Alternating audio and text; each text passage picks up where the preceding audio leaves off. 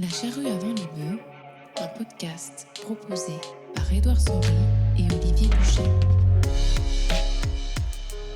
Bienvenue dans le podcast La charrue avant les bœufs.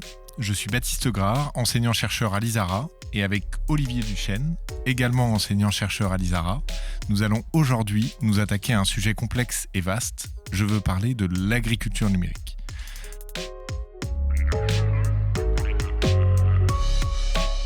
Le numérique est aujourd'hui largement entré dans nos vies et le monde agricole ne fait pas exception. Lui qui sera en train de vivre une troisième révolution agricole, mobilisant robotique et numérique. Souvent présentée comme une des clés actuelles du développement de l'agriculture, la transition numérique est maintenant bien engagée dans le monde agricole et prend de multiples formes. Drones, robots de traite, de désherbage, capteurs, forums en ligne, réseaux de vigilance collaborative, systèmes de guidage et beaucoup d'autres exemples encore. La réalité du numérique, de ses outils et technologies, dans le monde agricole est diverse et foisonnante. Dans ce contexte, les outils et technologies cherchent à se faire une place dans les exploitations agricoles. Mais de quoi parle-t-on réellement lorsqu'on parle d'agriculture numérique ? Quel est le niveau d'appropriation de ces outils et technologies par les acteurs agricoles ? Et à quels défis répondent-ils aujourd'hui et demain ?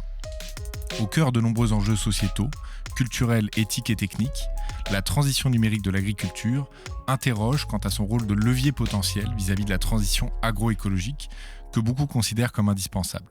Bref, l'agriculture fait encore une fois sa révolution et le numérique pourrait y prendre sa part. Voyons comment. Et alors pour en parler, aujourd'hui avec nous, nous recevons deux intervenants. Alors on vous propose de découper cette séquence sur l'agriculture numérique en 2 épisodes pour prendre le temps de développer toutes les questions liées à ce sujet. Et nos 2 intervenants sont d'une part Xavier Rebout. Xavier, bonjour, est-ce que tu peux te présenter s'il te plaît ? Oui, bonjour à tous. Je suis chercheur en agroécologie, directeur de recherche basé à Dijon. Je travaille aussi pour la direction scientifique agriculture sur les questions de la place du numérique dans l'évolution de la durabilité de l'agriculture. Bien, merci Xavier Rebout, c'est vraiment un plaisir de t'accueillir avec nous aujourd'hui. Et tu es accompagné de Corentin Leroux. Corentin, bonjour, est-ce que tu peux aussi te présenter s'il te plaît ? Bonjour, moi je suis agronome de formation, moi je vis à Montpellier depuis une dizaine d'années. Je me présente comme un vulgarisateur et un conférencier sur les sujets de numérique agricole pour essayer de faire prendre un peu de recul sur ce qui se passe dans cet écosystème-là. J'ai un bureau d'études qui s'appelle Aspexit où du coup je fais un peu d'analyse de données, de formation, de conseils sur ces sujets-là, et avec un associé on a lancé le plus gros annuaire de référencement des outils numériques en agriculture pour aider l'écosystème agricole à se rendre compte de ce qui existe. Bien, merci aussi à toi de nous rejoindre donc aujourd'hui. Donc pour ce premier épisode, tous les deux, on vous propose avec Baptiste de commencer par d'abord essayer de voir, de définir ce qu'est éventuellement l'agriculture numérique, qu'on sache de quoi on parle. On va aller regarder le panorama des outils qui sont compris dans cette éventuelle terminologie de l'agriculture numérique. Et on va voir aussi si les acteurs de terrain mobilisent ou non ces outils. Et à la fin de cette émission, on en fera une deuxième pour essayer de tacler vraiment fondamentalement cette question, à quel point ce que vous avez développé s'insère ou non dans le cadre de la transition agroécologique. Alors, en introduction, pour bien commencer cet épisode, la transition agroécologique, ça veut dire que l'agriculture a des défis à résoudre, clairement. Alors, est-ce que vous pourriez nous présenter rapidement, justement, à quels enjeux l'agriculture aujourd'hui fait face, à quoi doit-elle répondre ? Est-ce que, Xavier, tu voudrais commencer ? Eh bien, volontiers, oui, effectivement, l'agriculture a beaucoup bougé au cours des dernières années. Elle a pris le train de la mécanisation et de la chimie dans l'après-guerre, et elle continue à pousser vers une agriculture intensive. Évidemment, elle a comme mission de produire, mais elle a aussi comme ambition de respecter son outil de production et donc de répondre à d'autres enjeux qui sont l'occupation des terres, le maintien de la biodiversité, le maintien du fonctionnement des écosystèmes. Et donc, elle est sous des contraintes multiples. Alors après, l'agriculteur, dans ce système-là, il doit maximiser sa rentabilité. Il le fait en ayant un certain nombre de choix qui vont impacter les dépenses qu'il va faire pour cultiver et ou élever des animaux. Et dans le même temps, il va effectivement tirer profit de sa production de manière directe en vendant quelque chose et de manière indirecte en pouvant toucher des subventions, des aides par rapport à un certain nombre de critères dont un certain nombre répondent à des demandes environnementales et notamment, par exemple, récemment on a fait apparaître l'idée d'une agriculture bas carbone qui serait contributrice à essayer de limiter les impacts du changement climatique. Donc des enjeux par exemple sur le carbone, est-ce que Corentin Leroux, tu es d'accord avec ça ? Quels autres enjeux éventuellement pour l'agriculture ? Oui, je suis d'accord là-dessus. Moi, c'est des sujets qui m'intéressent effectivement pas mal. Il y a des enjeux, on parlait effectivement de carbone, de transition climatique. Là, on voit qu'il y a des énormes enjeux sur l'eau en ce moment. Il y a des enjeux de pénurie un petit peu partout, avec des variabilités climatiques qui commencent à toucher tout le territoire. On a des enjeux de transition de modèle agricole. On va parler un peu d'agroécologie forcément. On a des enjeux d'installation aussi d'agriculteurs. On a recensement agricole d'Agreste en 2020 qui a montré que on avait quand même perdu quasiment 100 000 exploitations agricoles.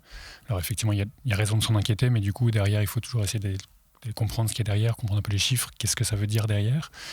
Donc tout ça, c'est des sujets qu'on va discuter. Et du coup, la numérisation aussi là-dedans, comment est-ce qu'elle s'intègre tous ces enjeux-là, quoi.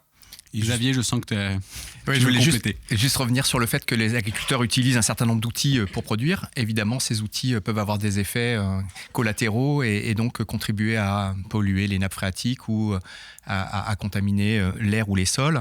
Et donc, il y a une forme de responsabilité à ce que l'agriculture se fasse dans des conditions qui permettent de maintenir l'état de l'environnement, l'état des territoires. Et les agriculteurs ne sont pas les seuls utilisateurs de la campagne et donc ça génère aussi des attentes de la société sur la manière dont ils pratiquent leur métier.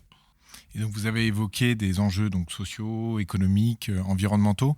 Pour revenir peut-être un petit peu aussi à ce qu'on évoquait en introduction, dans le débat public aujourd'hui, on a un certain nombre de termes qui reviennent. Donc nous, on a utilisé celui d'agriculture numérique, il y a aussi celui d'agriculture de précision. Est-ce que peut-être là-dessus, vous pouvez nous faire un petit retour, on va dire, sur ces termes et peut-être aussi ceux que vous mobilisez et qui vous semblent peut-être plus pertinents? Je peux effectivement commencer par quelques termes. Alors du coup, effectivement, le terme d'agriculture numérique, moi, c'est quelque chose qui déjà me dérange un petit peu. Effectivement, j'aime bien séparer les deux. Effectivement, de dire que l'agriculture numérique, ça n'existe pas et de parler plutôt de numérique au service de l'agriculture.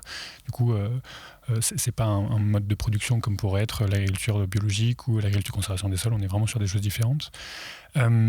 Et moi, avant de parler de numérique pour l'agriculture, je préfère parler effectivement d'agriculture de précision.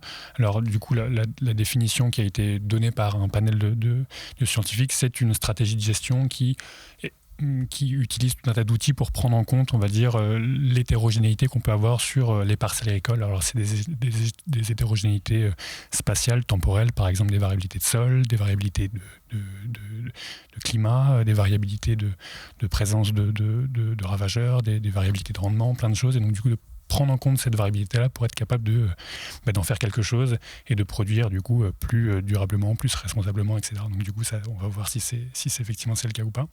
Et du coup, le numérique pour l'agriculture, c'est ça. Donc c'est l'agriculture de précision, c'est sur l'exploitation agricole, mais le numérique, c'est beaucoup plus large que ça. Et on va revoir ça dans le panorama après. Mais j'aime bien effectivement partir de l'agriculture de précision pour dire qu'on élargit le sujet après à des sujets bien plus vastes. Oui, pour moi, l'agriculture de précision, comme son nom l'indique, elle vise à faire quelque chose de manière la plus précise possible et donc tenir compte des conditions locales qui s'expriment pour décider des actions qui sont conduites. Et donc, elle s'appuie sur le fait qu'on a maintenant des géoréférencements qui permettent de faire passer un tracteur de manière très contrôlée à 1 centimètre de l'endroit où on avait envie de le passer. On peut disposer d'informations très fines sur la météorologie, sur où vont tomber les pluies, où va tomber la grêle, et donc on peut ouvrir des filets anti-grêle lorsque c'est nécessaire. Tout ça, ça relève finalement d'aller dans le sens de ce que fait déjà l'agriculture, mais de le faire mieux, de le faire de manière plus raisonnée. Et cette agriculture de précision, elle vise juste à utiliser toutes les techniques à notre disposition pour continuer à produire dans les meilleures conditions possibles. On dit souvent apporter la meilleure dose ou la meilleure action au bon endroit, au bon moment, en fonction des optimisations qu'on peut en attendre.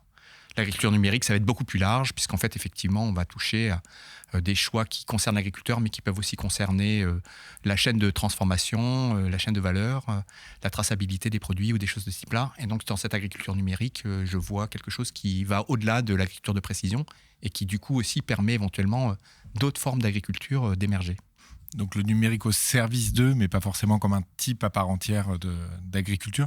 Et pour arriver donc sur cette question des technologies et outils, je pense que déjà, juste en tant que citoyen, on voit déjà la diversité d'objets qu'on peut avoir autour de nous. Est-ce que, Corentin, peut-être tu peux déjà brosser un petit peu un portrait de la diversité de ces technologies et outils qui sont aujourd'hui pour partie déjà dans le monde agricole. Alors du coup, moi, la définition que je vais donner un petit peu, enfin le panorama que je vais donner, moi, je vais le centrer sur, on va dire, l'exploitation agricole proche, enfin la partie surtout amont, et je ne vais pas m'intéresser à la partie transformation, distribution, consommation, même s'il existe beaucoup de choses là-dedans. En général, on parle plutôt de food tech dans cette partie-là en anglais, et sur la partie amont, on est plutôt sur l'agritech, donc sur les technologies numériques pour l'agriculture, et pas pour l'agroalimentaire du coup. Du coup là-dessus, dans l'annuaire des outils numériques qu'on a retravaillé, on a effectivement identifié 5 fonctions importantes. La première qui est une fonction d'observation et de mesure, donc c'est tous les capteurs, instruments de mesure qui vont être capables de décrire, mesurer, quantifier cette variabilité, cette hétérogénéité-là dont on parlait, qu'elle soit spatiale, temporelle. Donc je vais donner quelques exemples effectivement après. On a une deuxième catégorie qui est plus orientée sur tout ce qui va être une fonction d'organisation, de centralisation, de stockage d'informations. Donc là, les outils dont on parle le plus, ce sont les logiciels de gestion parcellaire pour stocker ce qui se passe sur les parcelles, les interventions culturelles de l'année, gérer ses stocks, etc. Donc on centralise l'information et la connaissance. Ça peut être aussi des sites e-commerce pour vendre sa production, par exemple. On a ensuite un gros pan des outils numériques qui tournent autour du conseil et de l'accompagnement. Donc en gros, c'est tous les outils d'aide à la décision, d'aide à l'identification, d'aide à la certification. Il y a tout un tas de choses là-dedans. Donc c'est comment est-ce que l'outil numérique vient en appui à un conseil ou à une décision qui sera prise par un agriculteur, un conseiller, un technicien sur le terrain. On a une quatrième catégorie qui est pour moi plutôt autour de l'échange et le partage de données, où là, effectivement, il y a beaucoup de choses qui résonnent par rapport au numérique grand public qu'on utilise. Mais après, là, on va parler du coup de tous les outils de télémétrie pour transférer de la donnée d'une machine à une autre machine, d'une machine à un serveur, d'un service web à un autre service. Donc ça, c'est, on va dire, pas forcément spécifique à l'agriculture, même s'il y a des enjeux d'interopérabilité de standards qui sont spécifiques à l'agriculture. Et la dernière catégorie, c'est une catégorie où là on est plutôt sur l'action, sur l'intervention. Donc là, Xavier parlait d'agriculture de précision tout à l'heure en disant on prend en compte cette variabilité-là, c'est-à-dire qu'on l'a observée, on l'a mesurée, on l'a conseillée, et derrière comment est-ce qu'on agit. Et on agit du coup avec tout un tas d'agroéquipements. Donc il y a les outils robotiques dont on entend beaucoup parler, beaucoup de buzz médiatique là-dessus.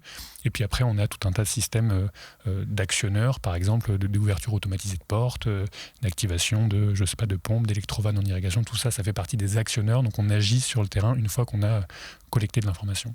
Donc ça semble incroyablement vaste. Est-ce que Xavier Rebout des compléments par rapport à tout ça ? J'aime beaucoup la typologie qui est proposée par Corentin. Je pense qu'elle couvre très bien le numérique qui existe à un moment donné sur l'exploitation agricole. Peut-être qu'il y a un autre numérique qui est moins visible, qui n'est pas dans cette liste, qui est le numérique qui a servi à un moment ou un autre dans le processus de quelque chose qui est fourni à l'agriculteur et dont il ne voit pas la composante numérique. Alors je pense explicitement à ce qui a été mobilisé par exemple pour génotyper les animaux, génotyper les végétaux et puis aussi mesurer les traits. Attends, donc Xavier, pour ceux qui nous écoutent, quand tu dis génotyper, ça veut dire quoi exactement ? Accéder aux outils moléculaires pour caractériser le génome d'un individu, donc connaître la base de l'ADN derrière. D'accord. Et donc ça a été fait évidemment pour les troupeaux et notamment à partir du contrôle laitier, on a essayé d'améliorer les composantes de production laitière d'un certain nombre d'animaux du troupeau. Et donc l'éleveur, quand il choisit un animal, il le choisit sur la base de caractéristiques qu'il veut améliorer dans son troupeau. Et donc il peut chercher par exemple à augmenter la teneur protéique du lait qui est produit, ou la quantité de lait, ou la forme des mamelles des vaches pour éviter d'attraper des mammites et ainsi de suite. Et donc tous ces caractères génétiques, en fait, ils ont fait l'objet d'un gros travail de numérisation à un moment donné. Ils ont utilisé les outils qui étaient dans les laboratoires et ils ont abouti à produire et à fournir des races ayant des caractéristiques particulières. Et c'est l'agriculteur, il utilise ça, c'est issu entièrement du numérique, c'est issu aussi de la modélisation, c'est issu d'un travail d'informatique qui s'est passé pendant plusieurs années. Et lui, il ne le voit juste pas, en fait, lui, il voit le résultat, il va acheter des paillettes d'un taureau pour ses génisses, et où il va acheter une variété élite de blé, mais il y a du numérique qui est caché derrière, et il y en a beaucoup. En amont de l'activité agricole. Absolument. Et alors, une petite question qui peut-être vaut le coup quand même, parce que le milieu agricole, c'est toujours un bout de la société, mais c'est pas toute la société. Est-ce que cette invasion du numérique dans les activités agricoles, elle s'opère sur une même temporalité que le reste de la société ? Sous-entendu, est-ce qu'on voit apparaître ces outils un peu au même moment qu'on voit apparaître les ordinateurs chez tout le monde, les smartphones, les logiciels de plus en plus performants, etc. Ou est-ce que l'agriculture est en avance, en retard par rapport à une dynamique générale ? Moi, je dirais que c'est comment dire, quand on se compare au grand public, en fait, on a fait un niveau de numérisation aussi. Du coup, le smartphone, ça a touché tout le monde. Maintenant, ça s'est démocratisé, etc. Mais ce dont on se rend compte, par exemple, en France, c'est qu'on a un électronisme qui est juste absolument gigantesque aussi. C'est-à-dire que ça ne touche pas la population agricole plus que notre population. On a, je crois 15 ou 20% des gens qui considèrent qu'ils ont des difficultés à utiliser le numérique. Et donc, du coup, quel niveau de numérique on attend? Je ne sais pas. Nous, dans notre quotidien, on va utiliser, je ne sais pas, des suites Microsoft Office, pour ne pas les citer, un ordinateur, etc. Il y a plein de gens qui ne sont pas capables d'utiliser ça. Si on se positionne sur la filière agricole, on voit qu'il y a quand même énormément de gens qui utilisent aussi des smartphones. Du coup, on se rend compte que c'est juste des personnes normales. On se rend compte qu'il y a effectivement des agriculteurs qui installent des applications professionnelles. Mais du coup, là-dessus, c'est quand même pas évident de savoir combien est-ce qu'il y en a. On se rend compte qu'on a tout un tas de services qui sont utilisés en agriculture. Alors du coup, je peux en développer peut-être un petit peu maintenant, mais on a par exemple tout ce qui est, quand je parlais tout à l'heure d'outils d'aide à la décision ou de services d'acquisition d'outils d'acquisition de données, on va avoir ce qu'on appelle la télédétection. Donc c'est le suivi lointain de tout un tas de choses. Donc là, par exemple, on va construire des cartes de végétation, des cartes de préconisation azotée sur une partie de la surface agricole française. À peu près, tu vois, 1 million d'hectares qui sont suivis par an. On commence à avoir des robots qui se développent dans les exploitations agricoles. Alors principalement dans des exploitations bovins-lait, on a quelques milliers de robots de traite qui sont installés. Mais après, c'est vrai que quand on discute avec des acteurs du terrain, avec des coopératives, avec des chambres d'agriculture, avec des instituts, quand on leur demande est-ce que vos adhérents ou les gens avec qui vous travaillez utilisent des outils numériques, beaucoup nous disent que non, quoi. Ils ont beaucoup de mal à essayer de nous donner une proportion d'utilisation de ces outils-là. Donc certains, en général, me donnent le chiffre de 5 à 10%, mais sans être capable vraiment de me différencier quel type d'outil est utilisé sur le terrain. Donc ça, c'est quand même un petit peu problématique. C'est-à-dire qu'en gros, c'est tellement incarné dans la pratique que c'est plus forcément visible. C'est pas forcément le cas, parce que je pense que il y a tous ces gens-là, en fait, ces gens qui maîtrisent aussi assez mal l'écosystème numérique, ils savent pas forcément ce qui existe. Il y a un gros manque d'appropriation, d'acculturation numérique, donc en fait on sait pas vraiment de quoi on parle. Et en fait il y a tellement d'autres sujets à traiter, tous les enjeux dont parlait Xavier au début. En fait il y a plein de gens qui travaillent sur autre chose que le numérique, quoi. Le numérique, c'est une petite composante qui effectivement commence à arriver. Il y a énormément de buzz médiatique dessus, mais qu'en fait quand on va sur le terrain, finalement les gens travaillent pas là-dessus. Enfin, c'est pas les utilisations principales qu'on en voit, quoi. Xavier Rebout. Oui, je voulais juste compléter en disant que peut-être dans le détail, je vois deux formes de numérique. Un numérique pour lequel les agriculteurs sont très en avance. Par exemple, ils ont fait leur comptabilité comme n'importe quelle entreprise et donc ils sont armés pour ça. Pareil, ils utilisent les réseaux sociaux parce qu'il y a pas mal de partage d'informations. Et puis, quand ils veulent organiser des paniers pour faire de la vente directe, par exemple, ils sont très utilisateurs du numérique et même plutôt en avance sur le reste de la société. En revanche, il y a une autre partie où c'est le numérique au champ et là, c'est sans doute beaucoup plus difficile. Parce qu'au champ, il y a des difficultés, il pleut, il y a de la pente, il y a de la poussière, il y a des chocs. Et donc ce numérique-là, il nécessite d'être beaucoup plus robuste ou d'être beaucoup plus fiable que ce même numérique qui aurait été utilisé en conditions contrôlées dans une usine ou dans une ville, par exemple. Et donc de ce point de vue-là, les solutions numériques qui marchent pour une ville ou pour une entreprises industrielles ne sont pas encore nécessairement utilisées et ou utilisables en agriculture. Voilà. Et puis l'autre différence que je vois, c'est que beaucoup d'utilisateurs finalement travaillent sur des objets qui sont relativement simples et sur des surfaces réduites. Un agriculteur qui voudrait suivre et numériser l'ensemble de son territoire, il se retrouve à avoir une surface à gérer.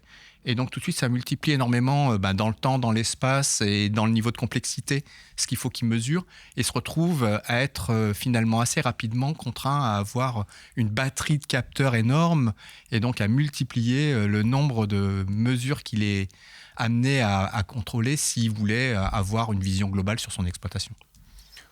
Pour compléter peut-être quelques éléments là-dessus, par exemple, si on prend l'exemple de la météo, on a effectivement des capteurs qui se développent, on a des stations météo qui se développent, etc. Mais les agriculteurs n'ont pas attendu ça pour aller voir du coup les prévisions météo sur tout un tas de sites d'information. Donc ça existait avant. C'est-à-dire que du coup, y en a qui achètent des stations, c'est super, mais ça n'a pas non plus révolutionné l'utilisation en tout cas la vision de la météo qu'avaient les agriculteurs non plus, quoi.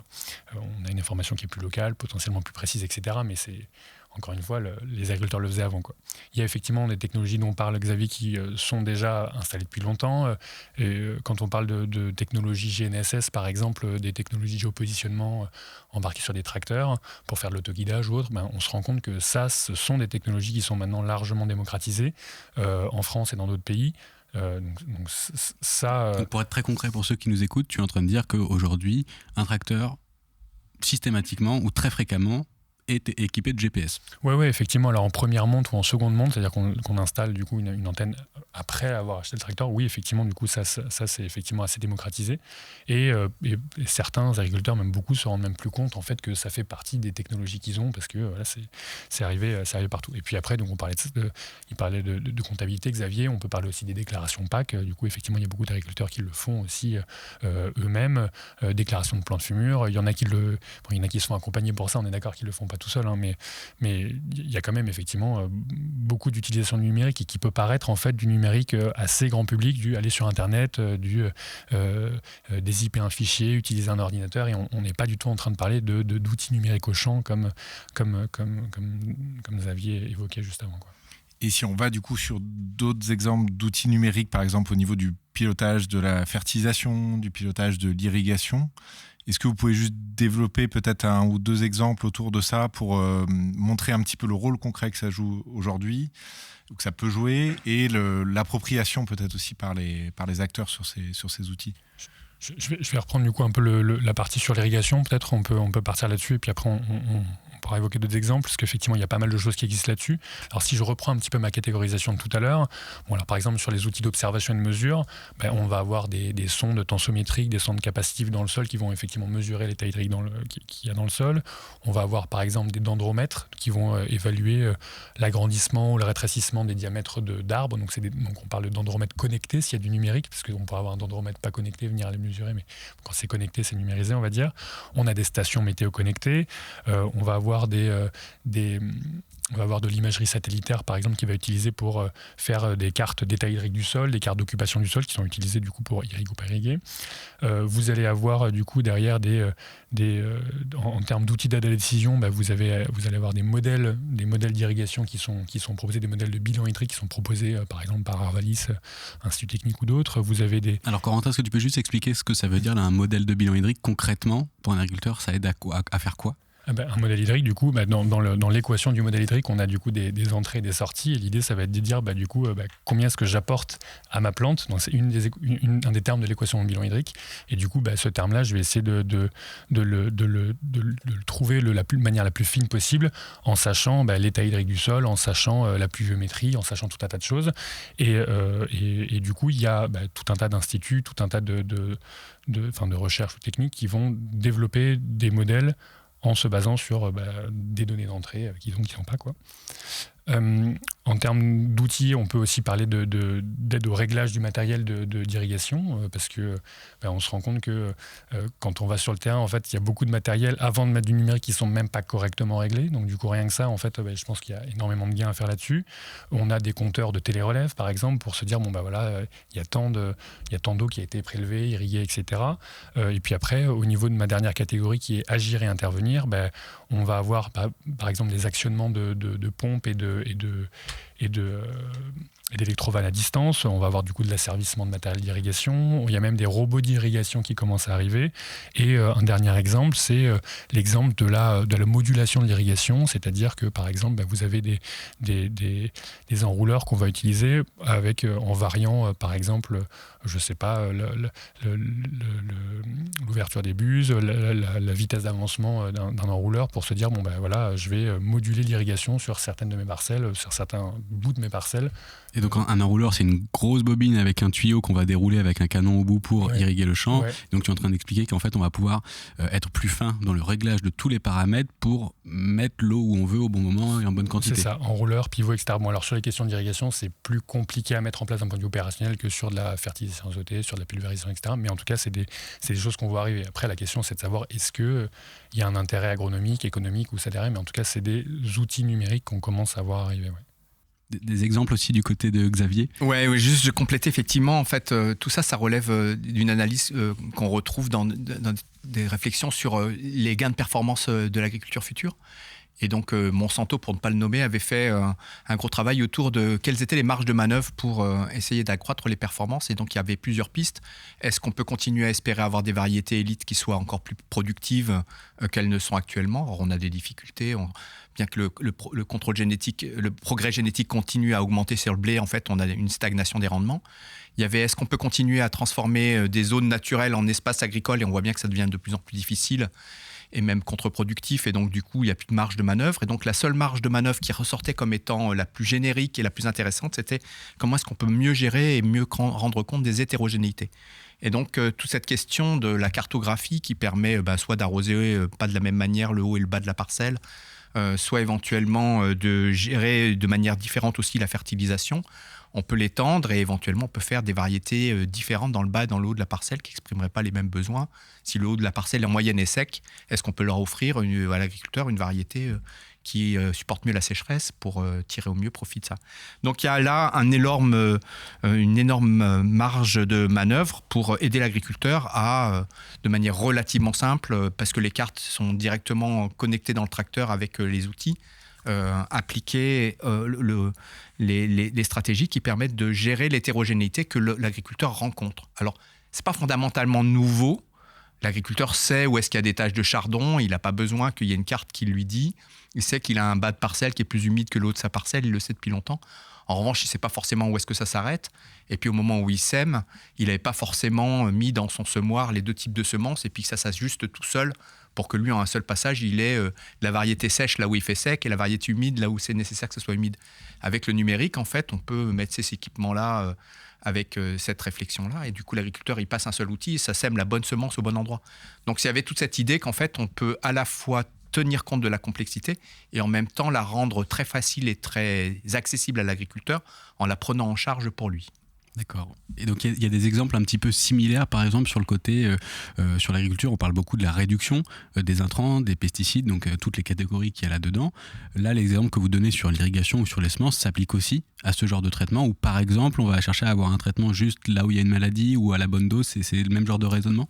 Alors sur les types de pulvérisateurs, je pense que c'est très difficile maintenant d'acheter un pulvérisateur qui ne soit pas équipé d'un morceau qui soit un coupeur de tronçons, parce que les champs ne sont pas tous rectangulaires et d'un multiple de 24 mètres. Et donc, il y a un passage, ça va bien, puis le deuxième passage, il va falloir qu'il y ait une demi-rampe qui soit arrêtée pour éviter de traiter chez le voisin ou de traiter sur le chemin.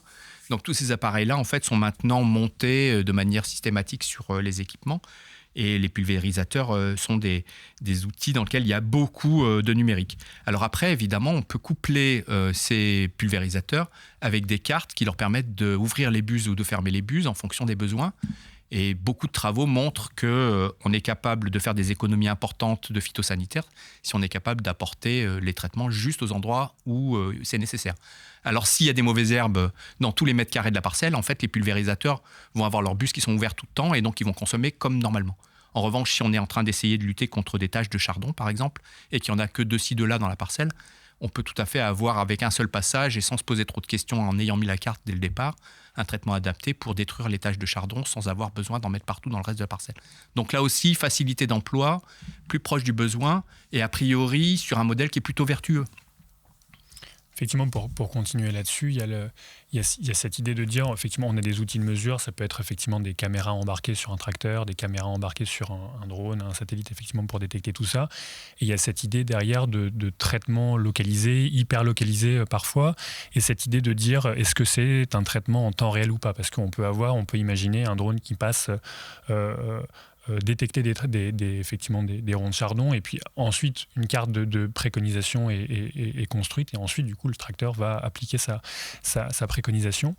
Mais on peut imaginer aussi un traitement en temps réel et c'est aussi du coup ce qui est aussi mis en avant par les constructeurs ou autres, c'est de dire on a une caméra embarquée en avant le tracteur et du coup au moment où le rond de chardon est détecté par exemple, et il y en a même qui vont plus loin que ça, qui sont capables de détecter, de discriminer les typologies d'adventices qu'on va trouver et qui vont du coup actionner derrière le pulvérisateur et du coup réaliser le traitement. Donc il y a cette idée de temps réel aussi du coup qui est assez fantasmagorique, assez fantasmée et qui pose question aussi, mais qui est à l'œuvre ce sujet de fertilisation, de pulvérisation et autres. Ouais. Et peut-être juste pour revenir, tout à l'heure, tu mentionnais, Corentin, un peu 2 catégories. Donc là, on est principalement sur ce que tu as qualifié d'amont, donc sur l'agritech. Est-ce que peut-être vous pouvez nous dire un mot assez rapide, mais sur la food tech, donc ce que tu as nommé comme ça tout à l'heure, c'est plutôt de l'aval? Parce que là, on parle du coup d'outils qui permettent de gagner en efficience, notamment sur les pratiques agricoles. Peut-être juste sur ce côté aval, est-ce que pour vous, il y a pareil un gain potentiel qui peut être visé par des outils développés? Ou est-ce qu'on est sur d'autres types d'outils qui sont peut-être redéployés à partir de choses déjà existantes ailleurs? Ou comment... Alors, je pense qu'il y a plein de questions derrière cette question-là. En fait, la première, c'est de savoir si le numérique permet de rendre visibles des choses qui ne le sont pas. Et donc, autrement dit, est-ce qu'on a des capteurs qui sont capables de mesurer quelque chose qui nous semblerait souhaitable pour l'introduire dans un cahier des charges? Et donc, à partir du moment où on sait faire, eh bien, une coopérative ou un transformateur va pouvoir prendre auprès des agriculteurs un certain nombre de contrats dans lesquels il leur dit si vous me faites ce blé-là sans utiliser tel type de produit ou en ayant telle économie sur l'eau ou en jouant de telle manière sur la fertilisation et en n'augmentant pas au-delà de 2 le traitement fongicide par exemple, eh ben, je vous le prends en prix premium et je vais m'en servir pour une filière de transformation de gâteaux par exemple, en l'occurrence L'Harmonie fait ça. Et donc, ces cahiers des charges sur lesquels les agriculteurs contractualisent, en fait, il faut montrer qu'on l'a bien fait. Et donc, derrière, il y a toujours un organisme qui est chargé d'assurer une forme de vérification.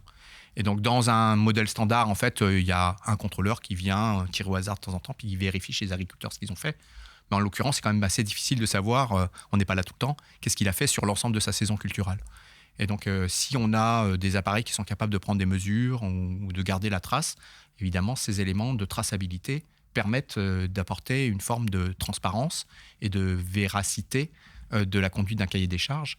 Et donc ça peut aller jusqu'au consommateur qui, du coup, peut prendre un prix premium sur un produit dont on sait, par exemple, qu'il a fait un effort pour garder les abeilles ou pour éviter d'utiliser des produits dont on pense qu'ils sont nocifs pour l'environnement. Et donc là, c'est peut-être ce que tu expliquais un petit peu tout à l'heure. Tu es en train d'expliquer qu'éventuellement, ces outils, ces capteurs permettent de passer d'un schéma d'obligation de moyens à une obligation de résultat, où on peut aller voir concrètement à la sortie qu'est-ce qu'on a, qu'est-ce qu'on obtient, comment ça a été fait, et on n'est plus juste sur...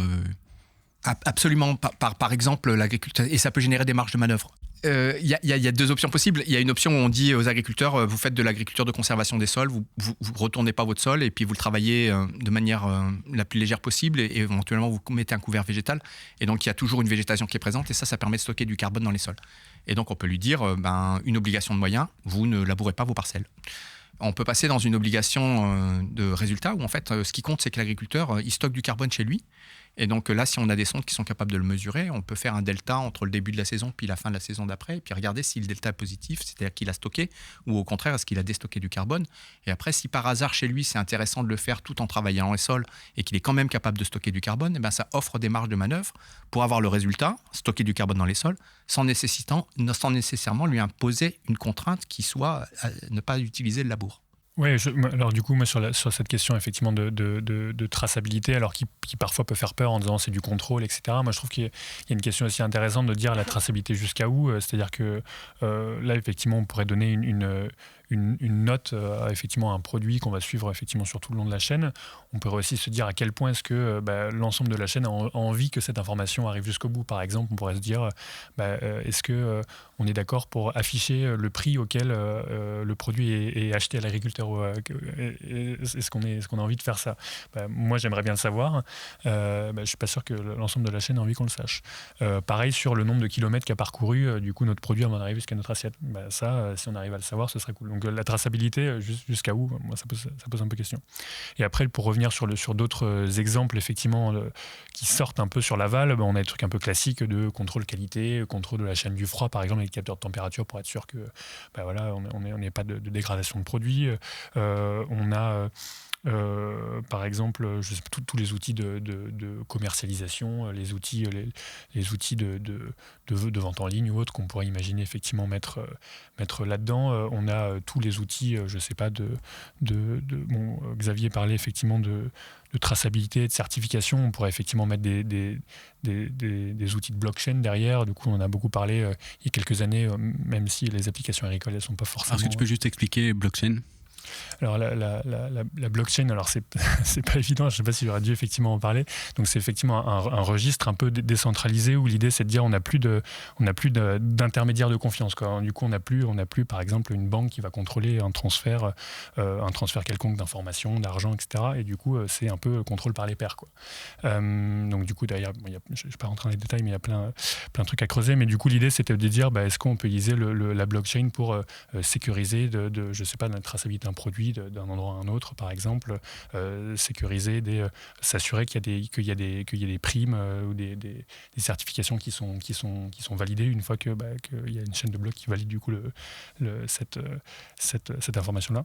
Mais du coup, il y a tout ça, en fait, tout ce numérique-là, il n'est pas forcément spécifique à l'agriculture, quoi. On pourrait aussi parler tout ce qui est tournée de collecte, par exemple, optimisation du déplacement de la logistique de transport, par exemple, dans les circuits courts.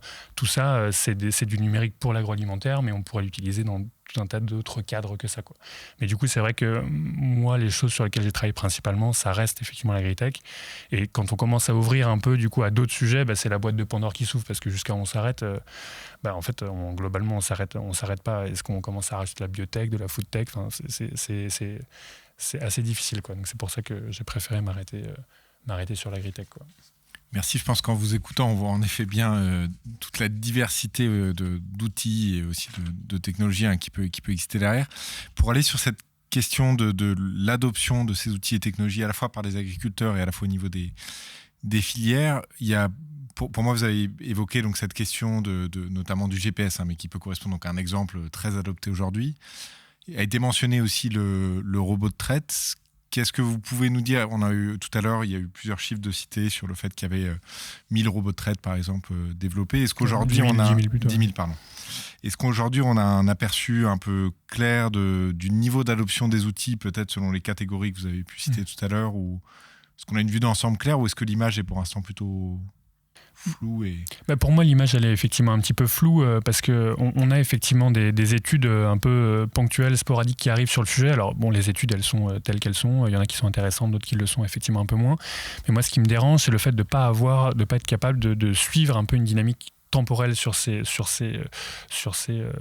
adoptions-là. On n'a pas d'INSEE, par exemple, du numérique agricole. Donc, en fait, on a parfois des études qui arrivent, donc du coup, sur quelques outils donnés, sur un endroit donné, sans trop savoir pourquoi est-ce que ça a été fait, peut-être pour une demande commerciale particulière, une prestation. Mais du coup, en fait, quelques années plus tard, on ne sait pas si c'est des informations qui sont à jour, on ne sait pas quoi en faire. Et donc du coup, pour moi, ça c'est gênant. En fait, on ne sait pas où on en est, quoi. Quand on va discuter avec des gens sur le terrain, c'est quelques chiffres par-ci par-là, mais du coup ça me dérange, en fait. Si on ne sait pas où on est actuellement, si on n'a pas d'état de l'art, pour moi, on ne peut pas savoir où on va, quoi. Donc ça me dérange. Et après, il y a beaucoup d'études d'adoption qui existent et qui sortent dans la littérature scientifique et du coup qui essayent de comprendre pourquoi est-ce qu'on adopte, pourquoi est-ce qu'on n'adopte pas, etc. Et encore une fois, pour moi, c'est des études qui sont limitées dans leur périmètre, qui vont travailler sur des facteurs d'adoption très spécifiques, qui vont pas essayer de comprendre l'adoption dans toute sa diversité, le fait que c'est un processus relativement long, etc. Et du coup, je suis de manière générale assez déçu de ce qui existe. Les seules études relativement solides qu'on voit, c'est des études américaines, c'est l'USDA, etc., qui va nous dire, sur 10-15 ans, eux au moins, ils travaillent, alors parfois que sur quelques grandes céréales et que sur quelques technologies spécifiques, mais au moins, eux, ils sont capables de nous dire, entre 2010 et 2020, il y a telle quantité de cartographie d'occupation des sols qui est faite, telle utilisation des services de télédétection et autres, et du coup, on y voit un peu clair. Alors, est-ce que c'est intéressant ou pas? Je sais pas, mais en tout cas, au moins, il y a une dynamique temporelle, quoi. Alors, est-ce que pour toi, Xavier Robout, justement, en réponse à Corentin, tu es d'accord avec ça? Est-ce que les agriculteurs ont le numérique chez eux? Est-ce que c'est bien adopté depuis longtemps? Alors je pense qu'en miroir de ce qu'on a dit tout à l'heure, en fait, il y a vraiment une gradation, c'est-à-dire qu'il y a un numérique qui est vraiment passé dans les mœurs, et puis ils rentrent leur déclaration PAC, et puis du coup ils sont tous équipés pour ça, et donc ils ont un suivi de gestion, ils ont des réseaux sociaux, ils ont des réseaux de commercialisation quand ils font du circuit court. Ces choses-là sont adoptées, finalement c'est leur modèle économique, il est comme ça. Et puis après il y a d'autres outils dans lesquels finalement le numérique est venu s'installer dans l'outil de base. Vous achetez un tracteur, il y a du numérique dedans. Vous achetez un pulvérisateur, de plus en plus souvent ça va être difficile d'acheter un pulvérisateur vulgarisateur qui n'est pas une partition de numérique. Donc on voit bien qu'il y a quand même eu une forme d'adoption. Et puis à côté de ça, effectivement, il y a d'autres éléments où on peut se poser la question de savoir est-ce que c'est adopté ou pas. Alors je pense que moi je distinguerais volontiers qu'est-ce qui se fait pour vérifier l'agriculture ou pour mieux prévoir les modèles agricoles de manière élargie, où on va utiliser des photos satellites, où on peut faire du coup des prévisions de rendement à des échelles d'un territoire ou même d'un pays, et dans le but de mieux préparer du coup la campagne et puis la collecte. Et puis on peut avoir aussi la capacité à vérifier ce qu'un agriculteur a déclaré quand il dit qu'il a des haies chez lui, est-ce qu'on la voit sur sa photo aérienne, des choses de ce type-là. Ce numérique-là, de toute façon, s'impose et il a remplacé le papier. Et puis à côté de ça, effectivement, on a des difficultés à savoir si les agriculteurs adoptent un certain nombre d'autres services numériques plus ponctuels. Et là, effectivement, ce n'est pas forcément clair. Ça peut être très dépendant de la taille des exploitations, de l'aversion au risque et ainsi de suite. Et globalement, ce qu'on sait, c'est que les agriculteurs trouvent que ces technologies-là ne sont pas forcément les plus utiles. Elles sont généralement considérées comme coûteuses. Et puis, globalement, elles ne sont pas toujours éprouvées. Donc, ils ont quand même encore quelques difficultés avec les modèles économiques. Et donc, pas beaucoup d'agriculteurs utilisent les cartes de fertilisation, par exemple, pour décider de leur 3e apport d'azote. En fait, on sait que ces technologies-là n'ont pas été véritablement à ce stade déployés chez les agriculteurs. Et si je prends par exemple le robot de traite, on disait à peu près 10 000 robots de traite installés. Donc ça, est-ce que c'est un bon exemple ou est-ce que c'est le contre-exemple? Si on prend, parce que le robot, c'est aussi un petit peu une image symbolique quoi, de l'agriculture numérique, de l'agriculture technologique. Donc le robot de traite, visiblement, ça existe, c'est concret, c'est pas partout, mais on peut dire que c'est une réalité. Est-ce que les autres robots, c'est vraiment dans l'agriculture aujourd'hui? Alors sur 12 000 robots qu'il y a en France, effectivement, il y en a 10 000, c'est des robots de traite. Alors cela s'explique très bien, c'est qu'il n'y a plus personne qui veut s'installer en élevage et puis continuer à se lever pour traire les vaches le matin ou être présent le dimanche soir pour les traire. Donc s'il y a une machine qui le fait, ça a quand même libéré énormément de contraintes et ça a permis à un certain nombre d'agriculteurs de continuer à avoir de l'élevage, alors que sinon, ils n'auraient pas fait ce choix. Donc de fait, ça a changé ou ça a permis de maintenir un certain nombre de formes d'agriculture et adopté parce que le retour sur investissement est évident. Si on calcule en équivalent économie de temps consacré à la traite, le robot est rentable.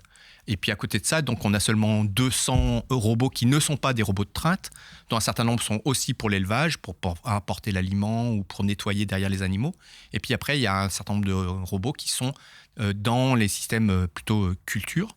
Et là, en fait, ce qu'on voit bien, c'est que les seuls secteurs qui ont développé de la robotique, c'est le secteur du maraîchage et de la viticulture, c'est-à-dire des cultures dans lesquelles, en fait, il y a une forte valeur ajoutée et où des besoins de main-d'œuvre très importants.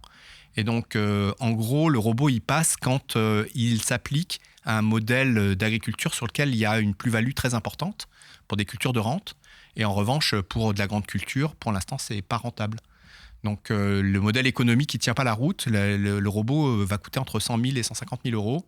Et finalement, ce qu'il permet d'économiser, le retour sur investissement nécessiterait de garder le robot 15 ans ou 20 ans pour l'amortir. Et il y a peu de chances qu'actuellement, ces robots soient capables de tenir aussi longtemps sans tomber en panne. Est-ce qu'on sait si ces robots, ils appartiennent aux agriculteurs ou ils sont plus là en test, en démonstration?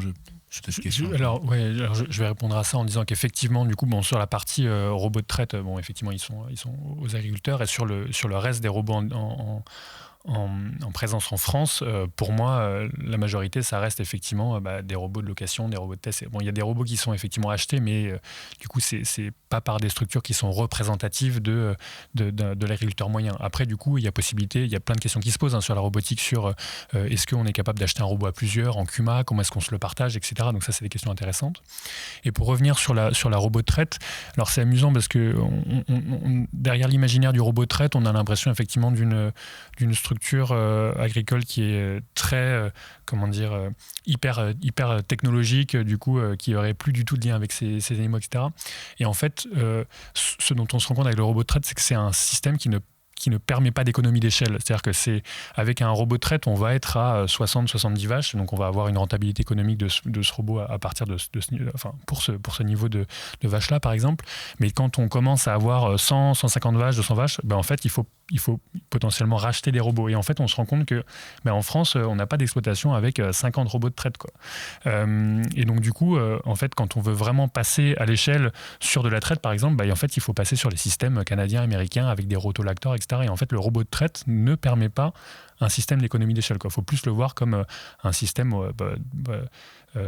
d'appui à d'optimisation d'optimisation, d'accompagnement, de gestion laitière aussi, puisqu'il y a du contrôle qualité, il y a du contrôle lait, donc ça peut effectivement servir à ça. Mais en tout cas, si une exploitation veut grossir énormément avec le travail de traite, en tout cas, c'est pas avec les robots que ça va se faire, quoi. Donc c'est un peu pas un double jeu, mais en tout cas des questions qui sont importantes aussi à considérer. C'est pas parce que c'est numérique que c'est forcément derrière un agrandissement de ferme, etc. Il y a un optimal économique pour un robot avec 60-70 vaches. Et voilà, certains y reviennent parce que ça leur plaît pas, d'autres effectivement continuent. Et par exemple, les exemples que donnait Xavier, c'est effectivement ça offre plus de flexibilité à des agriculteurs, des nouveaux agriculteurs qui veulent venir s'installer et qui veulent pas bosser 80 heures par semaine, quoi. Et sur les freins justement à l'adoption, vous avez évoqué, Xavier, tout à l'heure, tu as mentionné l'utilité, c'est-à-dire pourquoi est-ce qu'on va utiliser cet outil, le coût, la fiabilité.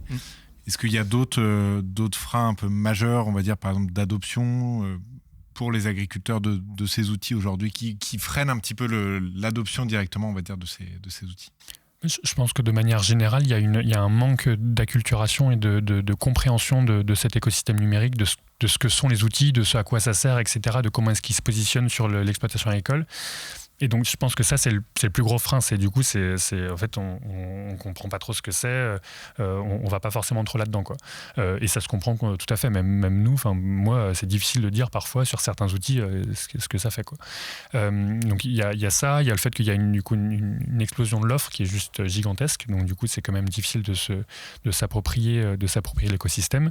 Et puis après, il y a effectivement, est-ce que l'outil est très ergonomique et facile à utiliser? Est-ce qu'il est fiable? Est-ce qu'il est solide? Est-ce qu'il est autonome? Il y a plein de questions qui se posent, il y a plein de freins, mais encore une fois, ce que je disais sur ces études d'adoption et de freins, c'est que c'est souvent multifactoriel. Et par exemple, quand on va dire, un agriculteur trop vieux, le numérique, c'est pas pour lui. En fait, la nuance, elle est beaucoup plus complexe que ça, quoi. En fait, il y a le numérique qui va servir à certains agriculteurs âgés de continuer à maintenir un peu l'exploitation parce que sans ça, ils n'auraient pas pu. Vous avez du numérique qui va permettre aussi à engager des jeunes agriculteurs à dire finalement, c'est quand même chouette, je peux mettre un peu d'innovation de techno là-dedans, pourquoi pas? C'est pas la seule solution, mais c'est une option. Et donc, du coup, les freins, c'est vraiment quelque chose qu'il faut comprendre de manière un peu systémique. Il y a une grosse diversité. Et encore une fois, quelqu'un qui va pas adopter un outil, c'est pas forcément quelqu'un qui a pas compris, quoi. C'est peut-être juste un choix complètement objectif en fonction de ses critères, de ce qu'il veut faire de son exploitation, quoi. Donc c'est-à-dire que tu es aussi en train d'expliquer que quelque part derrière la question de est-ce qu'il l'adopte, on n'est pas en train de dire on cherche à faire en sorte qu'il l'adopte. C'est pas une destination finale par excellence. Au contraire, on peut l'adopter ou ne pas l'adopter. C'est des choix contextuels, situés, avec des rationalités particulières dans chaque ferme. Est-ce que Xavier, là-dessus, un avis? Ouais, je voulais juste compléter. À mon avis, effectivement, il y a un défaut de formation. Globalement, l'agriculteur, il a besoin d'être accompagné dans beaucoup de démarches et puis il faut lui montrer. Et donc, au moment du changement, les connaissances ne sont pas forcément là et c'est difficile de basculer dans un système numérique si on n'a pas confiance dans la machine, si elle n'a pas été éprouvée. Et donc, quand on a une solution qui est disponible sur le marché, peut-être qu'on a fait seulement la moitié du chemin pour la rendre mobilisable facilement par un agriculteur.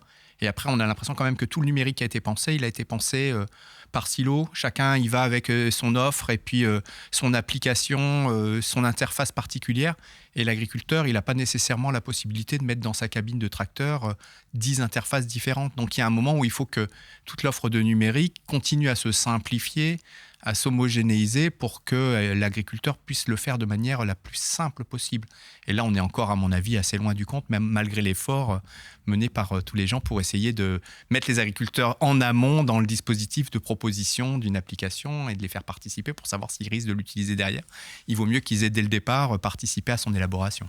Juste pour revenir là-dessus, sur cet exemple effectivement de simplification de standardisation, il y a effectivement déjà beaucoup d'efforts qui ont été faits sur l'agroéquipement. Alors on pense tout de suite à la norme Isobus qui effectivement permet d'avoir... La norme Isobus, pardon. Du coup, la norme Isobus, c'est une norme de communication de standard qui va permettre de faire communiquer le tracteur avec la machine attelée qui est derrière. Et donc, du coup, à partir du moment où cette norme qui est très installée sur le terrain, elle va permettre d'avoir moins de consoles dans la machine. Ça va permettre d'éviter d'avoir 40 boutons à régler, quoi. Donc ça, c'est chouette. Mais du coup, effectivement, quand on parle de numérisation, après, du coup, il y a comment est-ce que je sors du tracteur, comment est-ce que j'envoie ma donnée de mon tracteur jusqu'à une autre machine, jusqu'à une base de données, un serveur, etc. Comment est-ce que derrière, je renvoie effectivement une carte de préconisation dans ma machine, etc. Donc, il y a effectivement beaucoup d'efforts à faire. Sur le sujet de l'interopérabilité agricole, c'est ça dont on parle, c'est comment est-ce que deux objets, deux machines peuvent communiquer.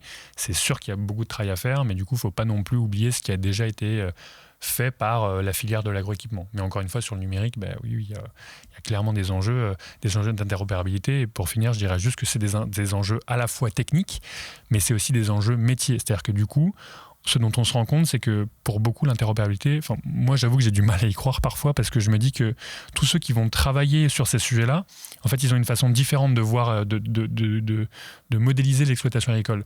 Quand on va avoir une entreprise de travaux agricoles, quand on va avoir un équipementier, quand on va avoir un fournisseur d'outils numériques, en fait, ils ont tous une représentation différente de l'exploitation agricole parce qu'ils apportent des fonctions, des services différents. Et donc, du coup, l'interopérabilité, on se demande comment est-ce qu'elle va pouvoir arriver parce que personne parle de la même chose, en fait. Du coup, je pense qu'on va laisser le mot de la fin à Xavier, mais je pense que là, tu amènes particulièrement bien la transition avec notre second épisode, qui est de savoir finalement, concrètement, toute cette constellation d'outils et de personnes qui gravitent autour, à quel point sur le terrain, elles répondent à des problématiques concrètes qui seraient posées par l'agroécologie. Xavier. Oui, j'ai en tête plein de stratégies ou de développement du numérique où en fait le caractère gadget ressort de manière assez évidente et on se dit que quand même les agriculteurs, ils auraient tort de se projeter rapidement sur cette utilisation parce que le bénéfice derrière n'est pas évident. Et donc ça me renvoie sur une initiative que je trouve intéressante. Les coopératives d'InVivo ont lancé un réseau d'agriculteurs qui s'appelle Leader et il y en a 1000 fermes comme ça dans lesquelles ils utilisent le numérique. Et l'objectif, c'est que les agriculteurs qui veulent adopter un numérique, on leur mette à disposition, ils lèvent le doigt s'ils ont envie de le prendre, ils le testent pendant 1 an et à la fin, on regarde quel est leur degré de satisfaction. Et la deuxième chose qu'on fait, c'est qu'on regarde comment l'adoption du numérique a pu faire évoluer leur comptabilité d'exploitation. Autrement dit, est-ce qu'elle a contribué à les enrichir ou pas? Et donc là, on a des outils pour essayer d'avoir une vision un peu plus objective sur la valeur des numériques qui sont proposés aux agriculteurs. Merci beaucoup, merci à tous les deux pour tous ces éléments. Donc, dans ce premier épisode qui visait à dresser un peu un panorama de cette réalité foisonnante, on a vu vraiment très diverses, à la fois en termes d'adoption, de freins, vous en avez cité un technique, économique, sociologique, en termes de métier. Et donc, comme le disait Olivier, dans le prochain épisode, on va chercher à se projeter un petit peu sur la réalité des outils aujourd'hui par rapport à la transition agroécologique. Dit autrement, est-ce que ces outils sont au service de la transition agroécologique? En se projetant aussi peut-être sur une réalité demain de ce que pourraient être les outils développés dans le monde agricole. Merci encore à tous les deux. Merci à tous. Merci.